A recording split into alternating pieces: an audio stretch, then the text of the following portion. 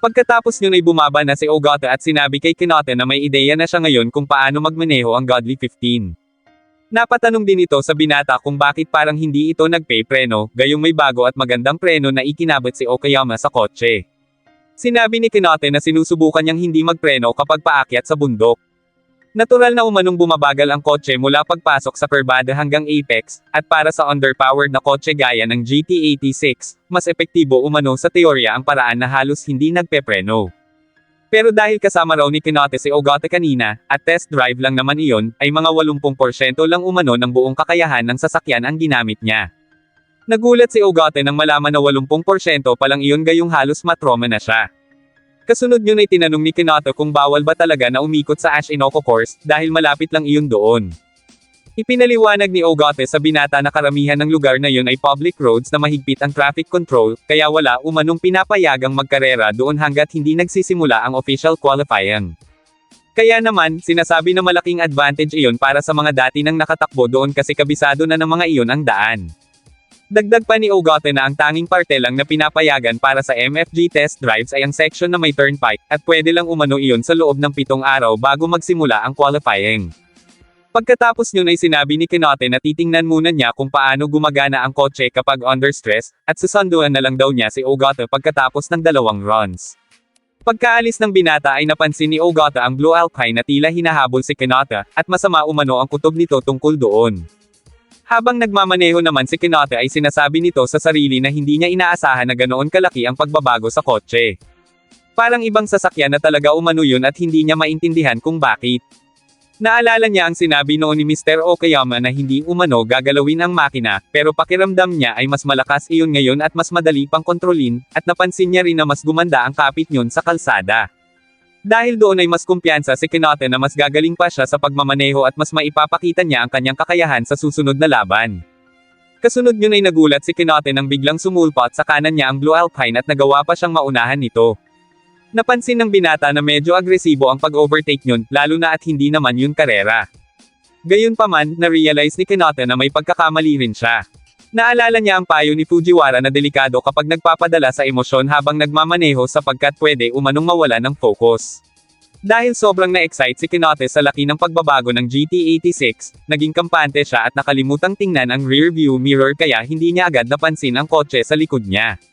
Si Kuki Soatari ang nasa likod ng manibela ng car number 4, at hindi ito nakasali sa nakaraang karera.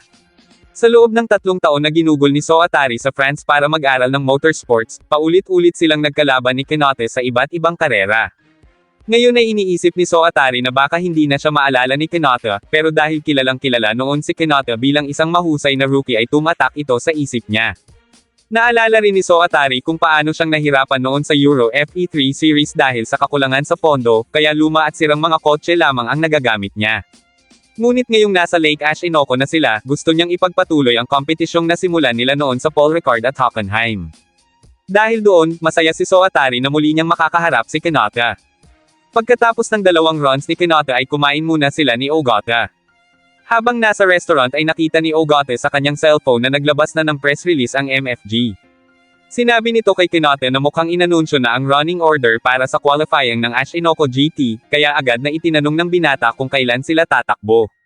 Sinabi ni Ogata na medyo inaasahan niya na iyon na nasa ika-6 na araw sila. Inalam din nito kung may sinusunod bang rule sa pagkakasunod-sunod ng qualifying, kaya ipinaliwanag ni Ogata na teorya, nakabase umano ang qualifying order sa kasalukuyang ranking. Para maging patas, pinaghihiwalay ang mga top-ranked driver sa loob ng 7 araw. Ang nangunguna sa rankings ay laging tumatakbo sa huling araw, kaya si Beckenbauer ay nasa day 7, si Ishigami sa day 6, at si Akaba naman ay sa day 5. Dahil pang-siyam na umano si Kinote sa rankings kaya napunta rin ito sa day 6. Maganda na rin umano iyon sapagkat may kalamangan ang mas huling tumatakbo, at may idea na ang mga ito sa oras ng mga kalaban, kaya mas madaling tansyahin ang bilis na kailangan para makapasok sa race. Sinabi ni Kinote na sa tingin niya ay tama si Ogata, at dahil sa napakagandang adjustments ni Mr. Okayama sa kotse, pakiramdam niya ay maibibigay niya ang pinakamahusay niyang performance. Gayunpaman, sinabi ni Ogata na dapat pa niyang dalhin ang 86 GT sa Spiral isang beses bago ang qualifying para sa final check, kaya tinanong nito ang binata kung may gusto ba itong ipatanong sa mga iyon pero sinabi ni Kinote na wala na dahil perpekto na umano ang sasakyan. Nang sumunod na araw, nagsimula na ang unang araw ng qualifying, kung saan si Oishi ang unang sasabak.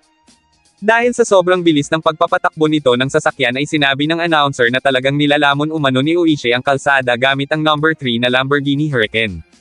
Habang nagaganap iyon, abala naman si Kenote sa pagtatrabaho sa isang kafe, kung saan napahanga niya ang kanyang boss dahil sa pambihira niyang memorya at bilis makatanda ng mga letre kahit bago pa lang siya sa Japan. Samantala, tuloy-tuloy namang umaarangkada si Maizano sakay ng car number 13. Ayon sa announcer, para makasunod umano sa mga regulasyon ay inalis ni Maizano sa kanyang Honda NSX ang tatlong electric motor at anchors, dahilan para muling maisilang ito bilang isang mas magaan, mid-engine, at rear-wheel drive na makina. Dagdag pa ni Tinoka na ginamit din ni Maizano ang sasakyang iyon noong nakaraang taon, pero naapektuhan umano ang performance nito dahil sa problema sa pagre-reset ng computer. Sa MFG ay pwede umanong magpalit ng modelo ng kotse basta pareho pa rin ang manufacturer mula sa unang karera ng season. Isang halimbawa nito si Maizano na nagsimula gamit ang Civic, pero ngayon ay nasa NSX na ito, isang mabilis na Japanese machine na kayang makipagsabayan sa GTR. Hindi nagtagal, sinabi ng announcer na si Maizano sa car number 13, gamit ang NSX, ay nalampasan ang oras ni Oishi sa Lamborghini at pansamantalang nanguna sa leaderboard. Pero unang araw pa lang umano iyon, at naghihintay pa ang iba pang miyembro ng Godly 15 ng kanilang pagkakataon na tumakbo sa course. Kinabukasan, sa pagsisimula ng ikalawang araw ng qualifying ay sumabak na si Nozomi.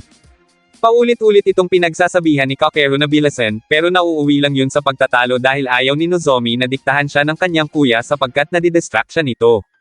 Nang mga oras na iyon ay dumating si Soatari at binati nito si Eva. Nagkaroon ng maigsing pag-uusap ang dalawa at pagkatapos ay sumakay na si Soatari sa car number 4, ang Blue Alpine. Pagkaalis ni Soatari ay sinabi ni Akimoto kay Eva na parang weird iyon. Sinabi ni Eva na maaaring weird si Soatari, pero halimaw, umano ang galing yun sa pagmamaneho, at mas lalo iyong delikado sa mga technical course tulad ng Lake Ash Inoko. Sa usapin naman ng likas na potensyal, baka si Soatari lang daw ang nag-iisang kayang makipagsabayan kay Beckenbauer. Pero kahit ganun kagaling si Soatari ay kulang naman umano iyon sa ambisyon, at ang pinakamalaki niyong kahinaan ay wala iyong matinding hangarin na manalo. Para raw kasi kay Soatari, paraan lang ang pagsali sa MFG para kumita ng panggastos kaya hindi niyo ito sineseryoso. Pero kapag naging seryoso talaga umano iyon ay siguradong nakakatakot iyong kalaban. Kasunod yun ay sinabi ni Eva sa sarili na ngayong nagpapakita na ng husay si Kenote ay parang mas dumarami pa umano ang mga batang driver na sumusulpot, pero kahit ganoon ay iisa pa rin ang nasa isip nito at yun ay ang makuha ang halik ng Angel number 7. Sa Spiral naman, habang inaayos ang alignment ng gulong ng 86 GT ay sinasabi ni Ogata kay Mr. Okayama na mukhang mas excited din si Kenote kaysa sa karaniwan, at paulit-ulit umanon yung sinasabi na perpekto na ang lahat sa sasakyan. Kasabay naman ng pangyayaring iyon ay ibinabahagi ni Tinoka sa mga manunood ang pagpapakitang gilas ni Soatari ng napakabilis na takbo habang nilampaso nito ang Sector 1, at iyon na umano ang bagong record para sa bahaging iyon ng track. Hindi nagtagal ay mabilis nitong tinawid ang Sector 2 papuntang Sector 3, at mukhang papunta na umano ito sa pagtatalo ng panibagong course record. Nagulat si Eva nang makita ang record ni Soatari sabay sambit na tama ang sinabi niya na kapag sineryoso talaga ni Soatari ay nakakagawa iyon ng ganoong klase ng takbo. Sa huli ay nagawa ngang basagin ni Soatari ang record sa kurso, at masaya nitong ibinalita sa kasintahan ang tungkol doon sa pamamagitan ng tawag sa telepono.